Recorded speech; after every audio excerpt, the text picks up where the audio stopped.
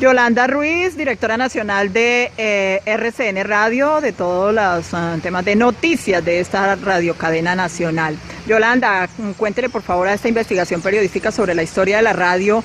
¿Cuándo inició su trabajo periodístico? Año 1985, estamos hablando de poco más de 30 años. Cuando terminé la universidad, mis prácticas las comencé precisamente en RCN Radio, en donde ahora tengo la oportunidad de volver como directora. Eran épocas muy, pero muy distintas. ¿Eso en qué medio exactamente, Yolanda? Recordemos un poco. RCN, yo hice mis prácticas en RCN y volví a RCN después.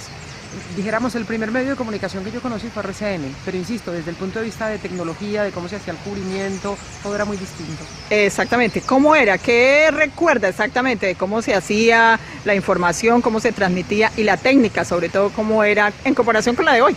Para los jóvenes tal vez lo más importante es decirles, no había celular, no había Google, no había Wikipedia. Funcionábamos solamente con teléfonos fijos, no había grabadoras digitales, funcionábamos con grabadoras de cassette y editábamos en unas grabadoras gigantes que llamaban de carrete abierto, y para editar muchas veces los editores, que eran unos magos, cortaban literalmente con tijeras y pegaban con cinta pegante la cinta. Era algo completamente distinto. Si queríamos buscar información había que ir a la biblioteca, a la hemeroteca, pero nada de computador. Eso con relación a las emisoras de AM, que eran realmente las fuertes, todavía apenas iniciando todo lo que tiene que ver con FM. ¿Solo trabajó en emisoras de AM en ese inicio?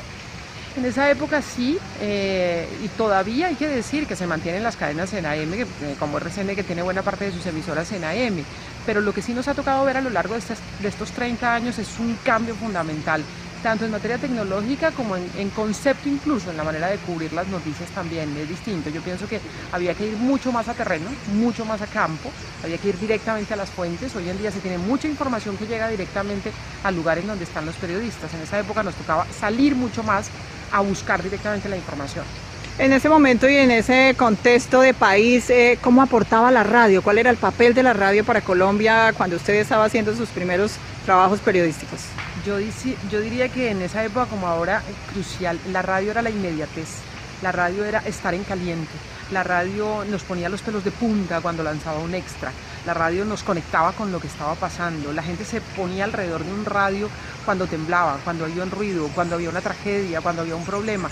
La radio adicionalmente, y lo sigue haciendo hoy todavía, me parece que es un elemento fundamental de la radio, presta servicio social, además de hacer información.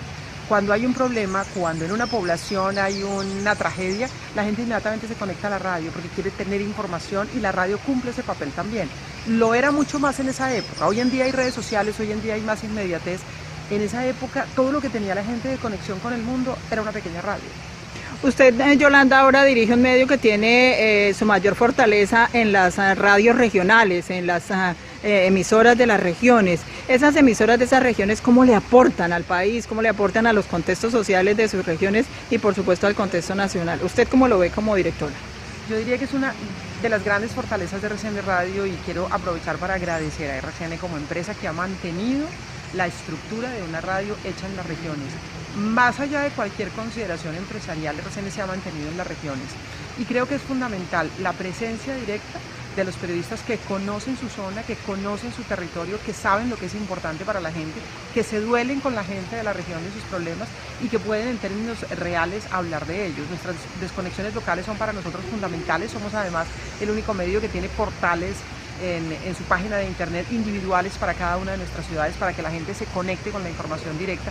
Yo diría que por eso RCN sigue siendo la radio de los colombianos, la radio de la gente. ¿Para dónde va la radio en Colombia? Yo diría que la de Colombia y la de todo el mundo, hacia los formatos digitales, definitivamente. Hoy la gente se informa a través del celular, todo a través del celular, no solamente por lo que llega a través de redes sociales, sino porque también los formatos digitales y radiales están llegando por ahí.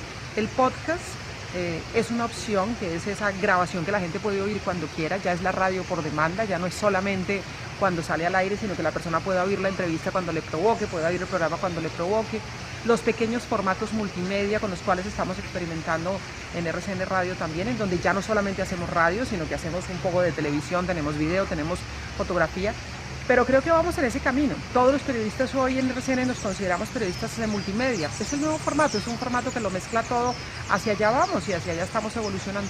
Bueno, usted como directora, pero también como la mejor periodista de Colombia del último año, ¿qué mensaje se le da a esos que están empezando y a esos que creen que la radio definitivamente es el medio de siempre? Yo les diría que para hacer buen periodismo hay que leer mucho, documentarse mucho, meter mucha información en el disco duro y sobre todo pensar en la gran responsabilidad que tenemos cuando nos ponen un micrófono por delante. No se trata solamente de las aspiraciones individuales o de lo que queramos hacer. Los periodistas somos ante todo y tenemos que concebirnos así como servidores sociales. Entender que nuestro papel es fundamental, la Constitución protege nuestro oficio, pero lo protege porque cumplimos una función social, eso no se nos puede olvidar. Yolanda Ruiz, muchas gracias. Gracias.